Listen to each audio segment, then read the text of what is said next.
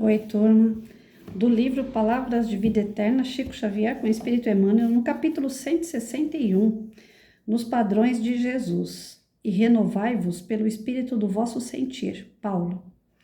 Transformações ocorrem muitas. Temos aquelas devidas às usanças do tempo em que somos convidados a seguir conforme as prescrições da moda. Entramos habitualmente em algumas capazes de aprevisionar-nos com facilidades de ordem humana, através de corporações que nos valorizem os interesses. Conhecemos outras que nos atingem os costumes por imposição da família terrestre, para que se não percam determinadas conveniências. Experimentamos várias outras ainda em que o recurso a certas legendas exteriores nos faculta o apoio de autoridades transitórias do mundo. Todas essas mudanças são suscetíveis de enriquecer-nos com abençoadas ocasiões de melhorar e reconstruir os valores que nos cercam, com vista ao cultivo do bem e à vitória do bem.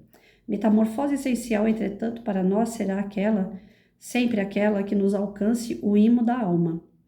O apóstolo Paulo impele-nos à renovação pelo sentimento à luz do Evangelho.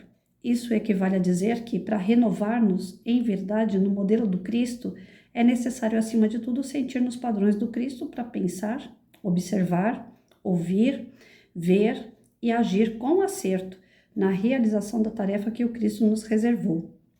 Então, em tudo que a gente vai fazer, acabei de falar isso lá no Simplesmente Francisco, e de novo agora a leitura vem pedir para a gente, né, agir de acordo com Cristo.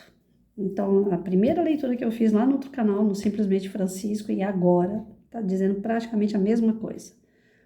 Tudo que a gente for fazer, pense-se o que Jesus faria. Como é que nós vamos agir, né, diante da presença de Cristo? Né? Hoje a gente estava na hidroginástica, brincando lá no banheiro entre as meninas, e a gente falou assim, nossa, tem coisas que a gente tem que pedir a Deus para que Ele não olhe, né? Que a gente vai morrer de vergonha. E é verdade, né? A gente estava brincando, mas é pura verdade. Tem coisas que se a gente for fazer perante Deus ou perante Jesus, a gente morre de vergonha. Por quê? Porque somos imperfeitos, porque fazemos um monte de besteira, né? E muitas das vezes as besteiras que a gente faz, a gente sabe que está fazendo. Né? Tem uma menina que ainda brincou assim, Senhor, como é? Que ela falou, me perdoe pelo que eu faço, porque como é que é? Me perdoe pelo que eu faço, e eu faço mesmo e gosto de fazer. Então, assim, tem erros que nós sabemos que é errado, mas nós gostamos e fazemos, mesmo sabendo que é errado. Então, a nossa cara de pau perante Deus, ela é tão grande que os nossos erros, nós muitas vezes temos conhecimento deles, né?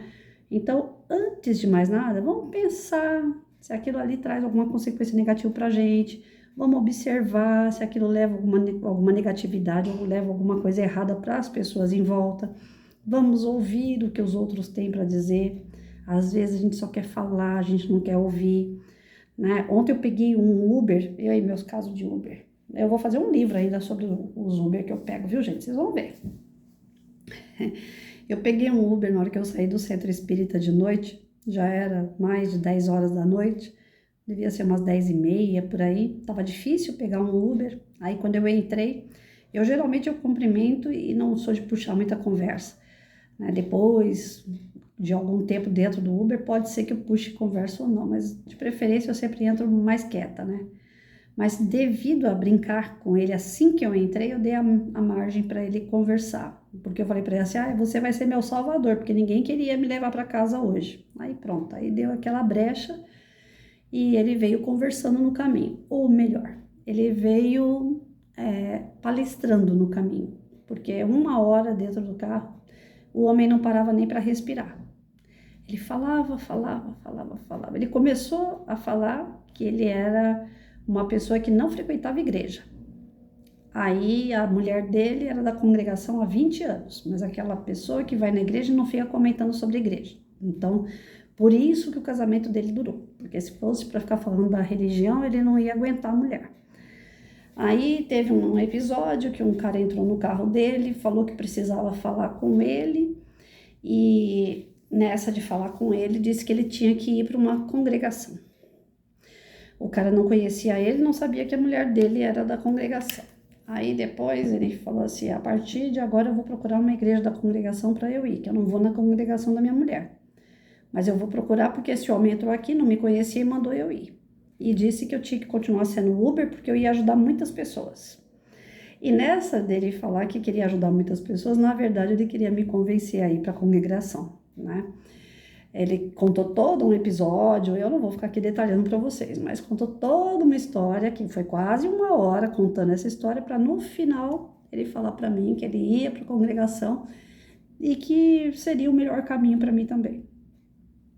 Mas ele palestrou 1 hora falando a história dele. Então, como que Jesus agiria ali? Como seria? Jesus ia fechar a cara para ele? Ia deixar o homem falando sozinho? Não. Jesus ia escutar. Jesus ia se convencer ou converter? Não. Jesus ia respeitar. Então, às vezes as pessoas estão tão cheias, elas estão tão necessitadas de falar, que nós precisamos ter o bom senso de ouvir. Não me matou, não me fez mal, né? Se faz mal, se é um cara falando de funk pra mim, que ele pega todas, que ele faz e acontece, eu não ia dar bola. Eu não ia deixar ele se estender. Mas ele estava falando de religião, ele estava falando de uma forma que a religião ia transformar a vida dele, a religião de verdade, da forma que estava sendo colocada, estava fazendo muito bem para ele. Então eu deixei ele falar. Para mim não me convenceu em nada, porque eu sou espírita e acabou. Mas para ele era necessário, e talvez ele achar que é mais uma pessoa que ele vai convencer a ir para aquela religião que para ele está sendo bom.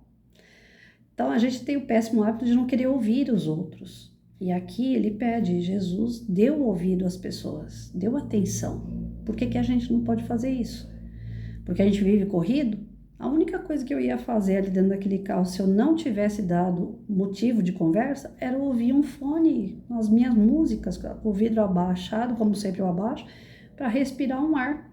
Porque eu fico muito preso dentro de casa, então quando eu tô dentro do carro eu quero o ar da rua, né? Eu quero poder ouvir uma música mais alta, porque aí eu coloco no fone, em casa eu não coloco música alta. Então, o mais que eu ia fazer era isso. O que eu ia poder fazer dentro de um carro? Nada. Dá para sair correndo do carro? Não dá. Então, para mim não tem problema nenhum aquele homem falar. Só que quando eu desci aqui, na porta de casa, ele virou para mim e falou, obrigado, moça, pela senhora ter me ouvido. Eu falei, tá tudo bem. Eu ouvi, mas eu não falei uma vírgula, gente. Pensa, 1 hora, eu que gosto de falar pra caramba. 1 hora dentro do carro só ouvindo. Eu não consegui falar. Eu não conseguia nem falar para ele assim, sim ou não. Então, às vezes, as pessoas precisam falar e a gente precisa ouvir. A gente precisa agir de acordo com o que a pessoa fala. A gente precisa sentir a pessoa para poder ajudar.